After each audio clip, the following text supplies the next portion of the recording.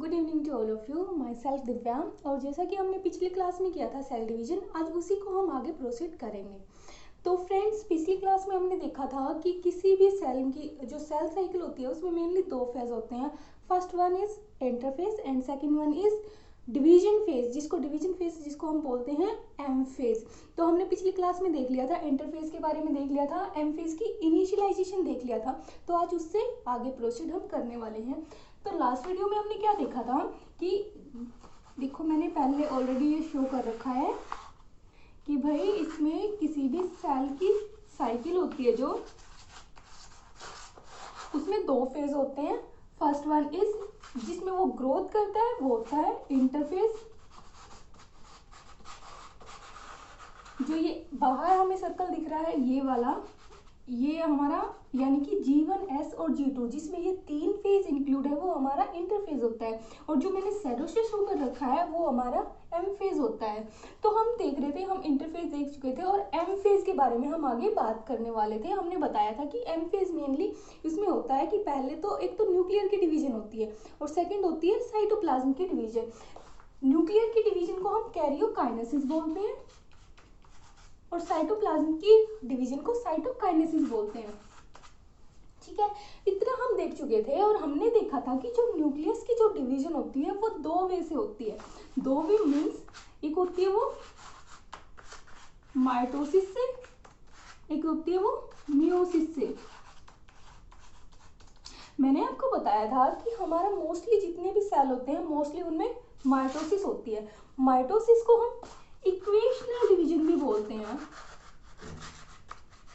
Equational division का मतलब है कि ये जितने इसमें ये 2n में अगर होगी तो 2n ही रिजल्टेंट देगी, अगर n में होगी तो मतलब n ही देगी। ये क्रोमोसोम नंबर में कोई डिक्रीजमेंट नहीं करती है, जबकि मियोसिस है वो क्रोमोसोम के नंबर को हाफ कर देती है। अगर वो 2n में होगी तो वो उसको जो हमें डॉटर सेल देगी वो हैप्लॉइड नंबर की देगी।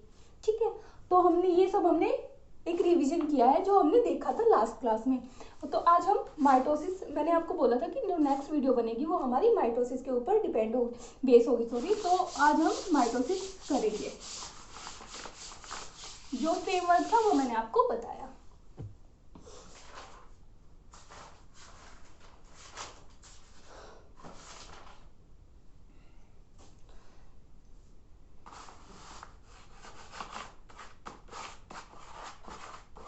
सबसे पहले माइटोसिस का जो दूसरा नाम है वो हमने देखा इक्वेशनल डिवीजन भी उसको हम बोलते हैं।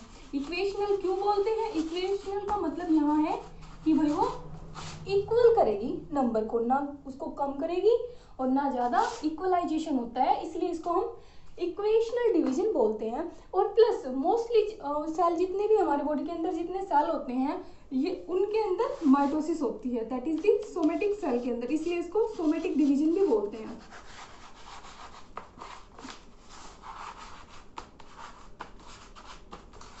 अब मेन बात आती है इसके फेजेस, कैसे न्यूक्लियस डिवाइड करता है।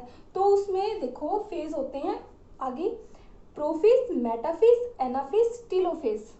जो माइटोसिस के जो फेज हैं वो हैं, साथ ही साथ यहीं पे याद करो, प्रोफेज,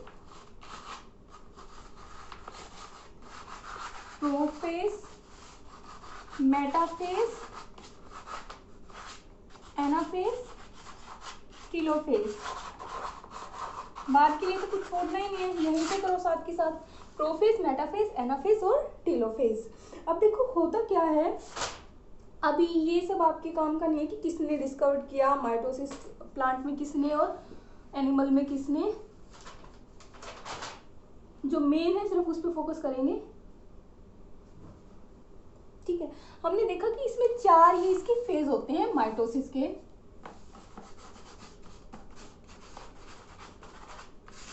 ठीक है, अब इसमें देखो जो ये प्रोफेज होता है ये सबसे लार्जेस्ट फेज होता है। जितनी भी इन चारों में से जो सबसे लंबा होता है वो होता है प्रोफेज। वैसे तो हमें पता है सेल साइकिल का मोस्टली टाइम कौन लेता है? इंटरफेज। और बिल्कुल जो अगर ये कोई भी सेल साइकिल 24 आवर की होती है तो उसका सिर्फ 1 आवर ही एम फेज लेता है। और एम फेज में यानी कि माइटोसिस में अगर हम बात करें इसकी फेजेस के बारे में तो उसमें सबसे ज़्यादा टाइम लेता है प्रोफेज, ठीक है। और जो सबसे छोटे टाइम का होता है, जो बिल्कुल कम टाइम लेता है, वो होता है एनाफेज यानी कि शॉर्टेस्ट फेज, ठीक है। अब मेन बात ये होती है कि यहाँ पे कोई क्लियर कट डिवीजन का इसमें कोई हम ये नहीं बता सकते कि भाई इस टाइम पे प्रोफेज हुआ है, इस टाइम पे मेटाफेज होगा, इस टाइम पे एनाफेज होगा, ठीक है। मतलब कि ये एक साथ होती है, ये खत्म होते ही ये स्टार्ट हो जाएगी, मेटाफेज खत्म होते ही एनाफेज, एना के बाद सीधा टेलोफेज। ये नहीं है कि भाई चलो अब ये प्रोफेज खत्म हुआ है, थोड़ा सा रिलैक्स करते हैं फिर हम एनाफेज करेंगे।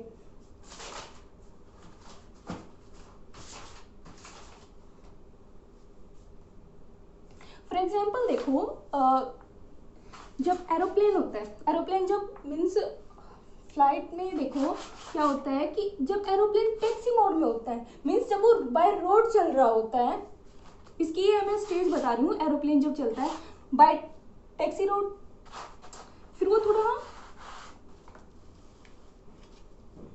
टेक ऑफ करता है, टेक ऑफ के बाद ये इसका टैक्सी मोड है, एरोप्लेन का टैक्सी मोड पे पहले वो बाय रोड चल रहा है, फिर उसने क्या किया, टेक ऑफ किया, टेक ऑफ करने के बाद फिर थोड़ा सा और असेंड किया, मीन्स क्लाउड से ऊपर गया, फिर जब उसको लैंड करना था तो वो डिसेंट हुआ, फिर उसने क्या किया, फिर डिसेंट होने के बाद फिर वो कर गया लैंड, फिर टैक्सी मोड। तो मतलब इसने ये थोड़ी सोचा कि ये अब तो टैक्सी मोड में थोड़ा रिलैक्स कर फिर असेंट में जाएगा, अब फिर ये टेक ऑफ हुआ है, नहीं ना, तो पहले टैक्सी मोड हुआ, फिर वो टेक ऑफ हुआ, फिर वो असेंट हुआ, डिसेंट हुआ, देन लैंडिंग। तो सेम ऐसा ही हमारा माइटोसिस में होता है, पहले prophase, anaphase, sorry metaphase, anaphase और टेलोफेज। कोई यहाँ पे ब्रेक हमें देखने को मिलेगा नहीं कि वो थोड़ा ब्रेक ले लिया अब उसके बाद कंटिन्यू करेंगे, ठीक है। अब हम देखते हैं प्रोफेज के बारे में।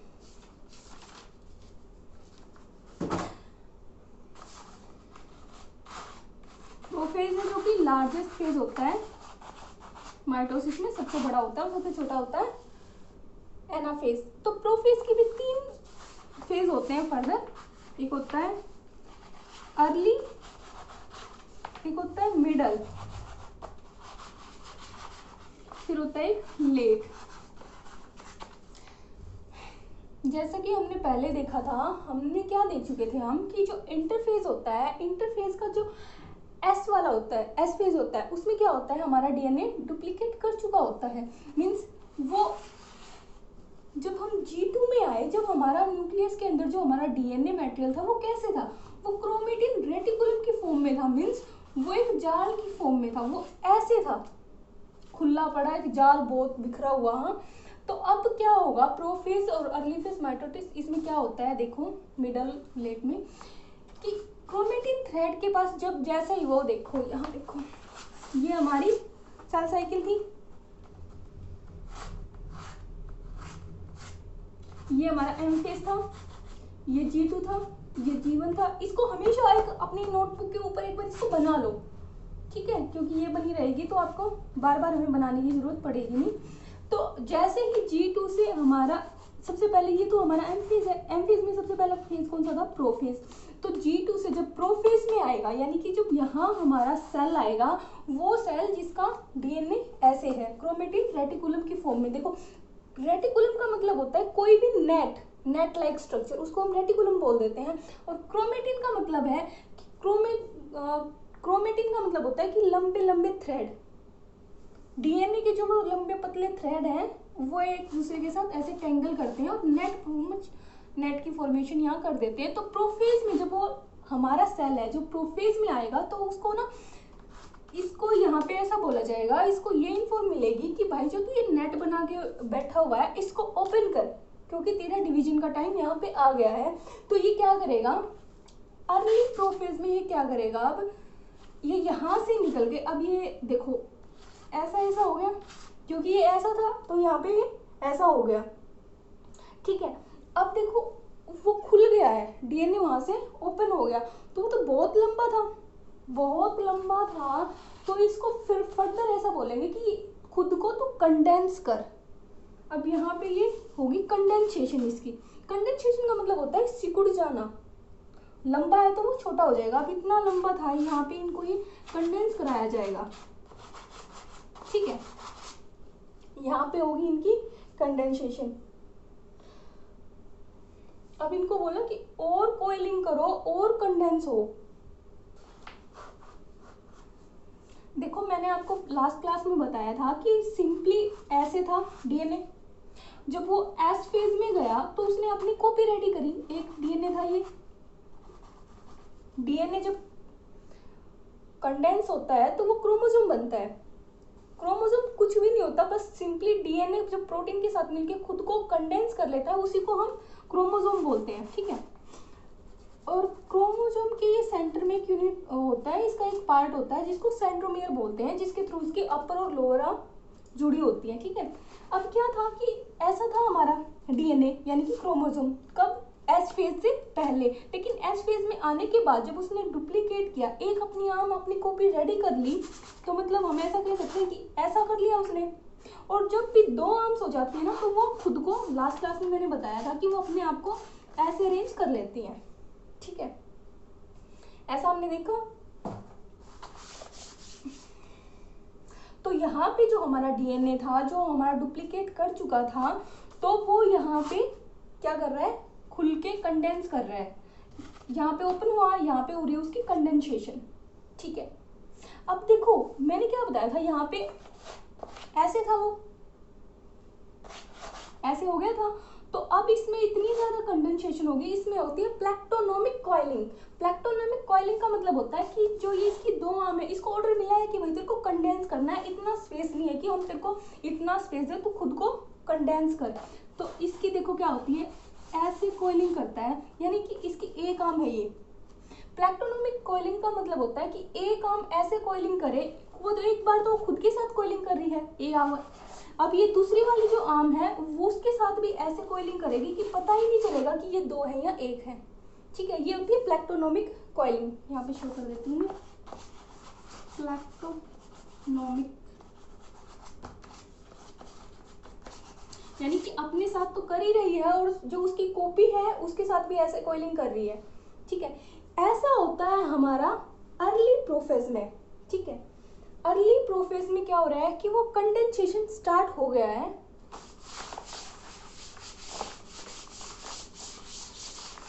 अब हमने देखा कि ये हमारी सेल थी, सेल के अंदर देखो ये सेल थी, कब? जब ये प्रोफेज में एंट्री जब इसने की थी तो इसके अंदर ऐसे ऐसे chromatin thread, chromatin reticulum present थे। लेकिन जब ये प्रोफेज, अर्ली प्रोफेज में जब इसने एंट्री की, यहाँ जब ये एम फेज में आई, एम फेज के भी अर्ली प्रोफेज में, तो इसको ऑर्डर मिला था कि भाई तू अपना ये जो तेरा थ्रेड है, ये जो तेरा नेट है, इसको ओपन कर, ओपन करके खुद को कंडेंस कर। तो यहाँ पे ऐसे कंडेंसेशन इसकी स्टार्ट हो रही है, कंडेंस हो गया है यहाँ पे, यानी कि यहाँ को देखे तो बहुत कम यहाँ पे ये ले रहा है स्पेस, ठीक है। अब देखो क्या होता है कि अर्ली में तो ऐसा हो गया, अब इसको बोला गया मिडल फेज में आने के लिए कि भाई तू और ज्यादा कंडेंस कर खुद को। तो अब क्या हो गया, मैंने आपको बताया कि इसकी दो आर्म थी, उसने प्लैक्टोनोमिक कॉइलिंग के थ्रू ऐसे कॉइल कर लिया था कि उसकी दूसरी के साथ भी खुद को कॉइल कर लिया था। अब इसको बोला गया कि खुद को और कंडेंस कर, तो ये सोचता है कि जब दो है, जब इतना स्पेस है तो मैं अकेला कंडेंस करूंगा तब तो बहुत कम। अब सपोज कर लो ना, दो पेपर ले लो, कोई भी दो चीज को अगर आप लोगे तो दो में तो ज्यादा स्पेस लगेगा।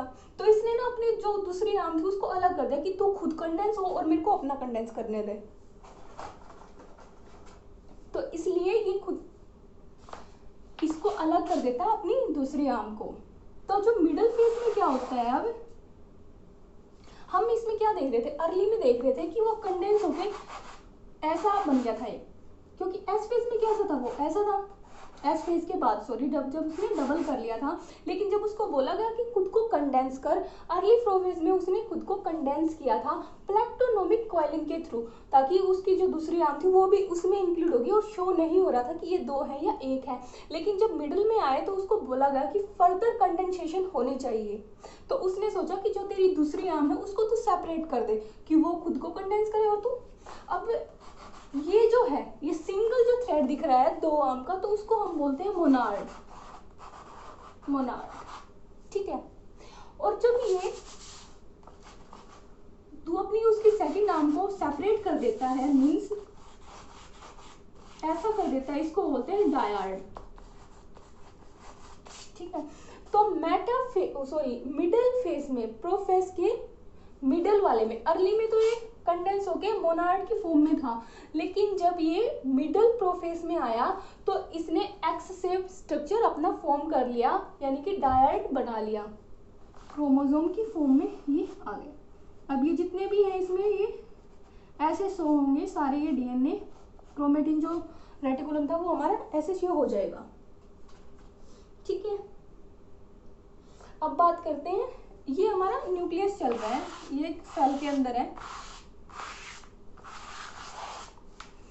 ये हमारी थी मिडल प्रोफेज की, मिडल प्रोफेज है ये हमारी। अब इसने एक्स शेप बना लिया, यानी कि डायर्ड बना लिया। अब देखो लेट प्रोफेज में क्या होता है,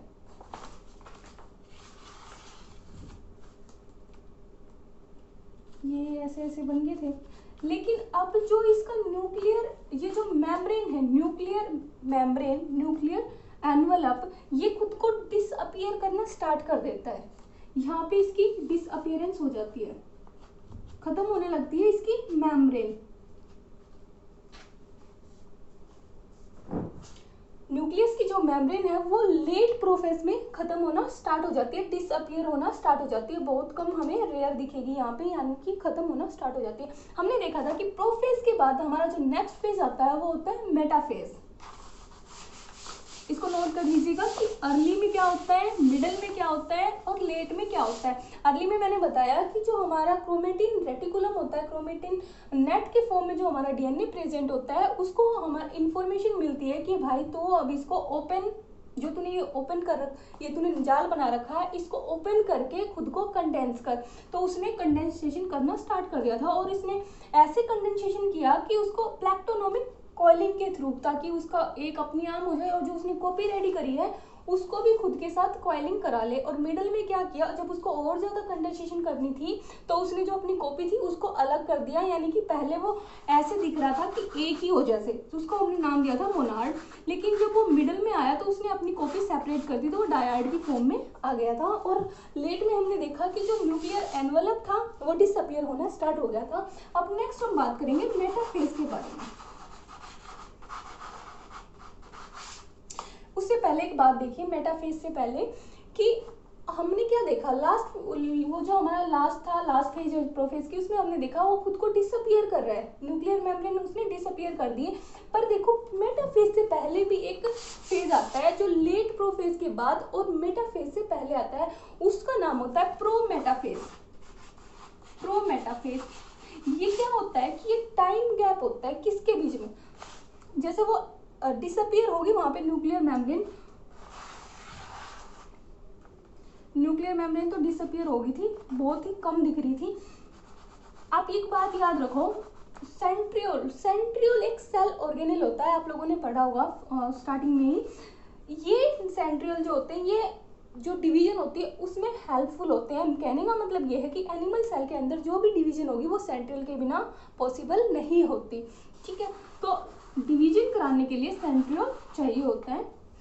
तो और क्या था यहाँ पे, डिसअपियर तो होगी, वो डिसअपियर होगी, लेकिन माइक्रोट्यूब्यूल क्या होते हैं, माइक्रोट्यूब्यूल साइटोस्केलेटन का एक पार्ट होते हैं। अब ये सब उसमें है सेल ऑर्गेनेल वाले चैप्टर में जब करेंगे। अभी आप इतना याद रखो कि माइक्रोट्यूब्यूल एक प्लेन एंड प्लेस डिसाइड करते हैं डिवीजन के लिए। प्लेन एंड प्लेस का मतलब क्या होता है, देखो जैसे ये कोई ग्राउंड है, फुटबॉल ग्राउंड है सपोज, तो यहाँ पे बाउंड्री लगा देते हैं, गोल प्लेस, इनकी यहाँ पे खेलना है, ठीक है। तो ये प्लेन एंड प्लेस डिसाइड किया है। सेम माइक्रोट्यूब्यूल का काम होता है कि उनको ऐसे अरेंज कराना है क्रोमोसोम को कि जब उनको पकड़ के खींचे तो वो इक्वली डिस्ट्रीब्यूट हो जाए, ठीक है। तो यहाँ पे क्या हो रहा है कि वो तो डिसअपियर हो रही है न्यूक्लियर मेम्ब्रेन, प्लस जो माइक्रोट्यूब्यूल है जो कि साइटोस्केलेटन का पार्ट है वो खुद को ऐसे अरेंज कर रहे हैं ताकि उस पर क्रोमोसोम आके उसके बीच में इक्वेटर पे आ जाए, खुद को अरेंज कर ले। हमने लेट प्रोफेज देख लिया है जिसमें कि ये डिसअपियर हो गई थी, स्टार्ट हो गई थी। और मैंने आपको बताया मेटाफेज से पहले एक और फेज आता है जो लेट प्रोफेज के बाद और मेटाफेज से पहले आता है, उसका नाम होता है प्रो मेटाफेज। उसमें क्या था कि वो डिसअपियर हो गई है और माइक्रोट्यूब्यूल खुद को ऐसे अरेंज कर रहे होते हैं और सेंट्रियोल अपोजिट पोल पे जा चुके होते हैं। हाँ, एक बात रहेगी, जो प्रोफेज था अर्ली में क्या था कि अर्ली में तो सिंपली कंडेंसेशन कर रहे थे, लेकिन मिडल में जो वो सेंट्रियोल थे वो ना अपोजिट पोल पे जाना स्टार्ट हो जाते हैं और लेट में वो लगभग अपोजिट पोल पे चले जाते हैं। ठीक है, अब ये प्रो मेटाफेज में देख रहे हैं कि ये आगे है, सेंट्रियोल है ये यहाँ पे, सेंट्रियोल, ये भी सेंट्रियोल है, अपोजिट पोल पे ये आगे है और माइक्रोट्यूब्यूल ने खुद को ऐसे अरेंज कर लिया है। इसको हम बोलते हैं प्रो मेटाफेज। ठीक है, माइक्रोट्यूब्यूल क्या करते हैं, प्लेन एंड प्लेस डिसाइड करते हैं, किसके लिए, डिवीजन के लिए। अब हम बात करेंगे मेटाफेज के बारे में।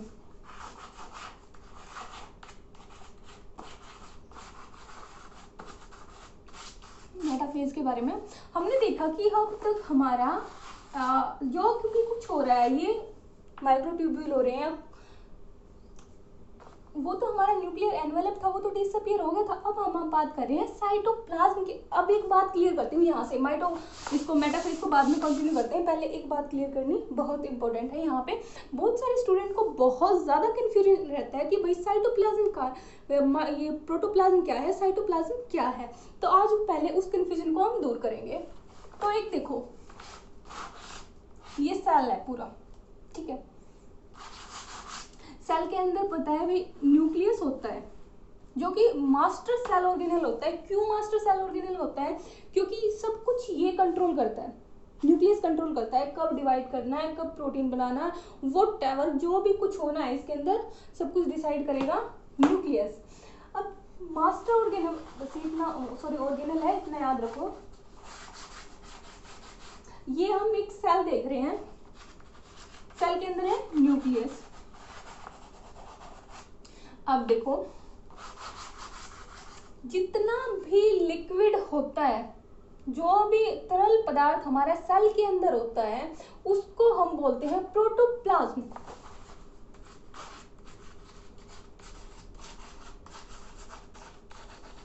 चाहे वो न्यूक्लियस के अंदर हो या न्यूक्लियस के बाहर हो। अब बात देखो, जो लिक्विड न्यूक्लियस के अंदर है उसको बोलते हैं न्यूक्लियोप्लाज्म। जो न्यूक्लियस के अंदर है, जो इनसाइड द न्यूक्लियस है, इनसाइड न्यूक्लियस, वो होता है, एक बात याद रखो, जहां पे भी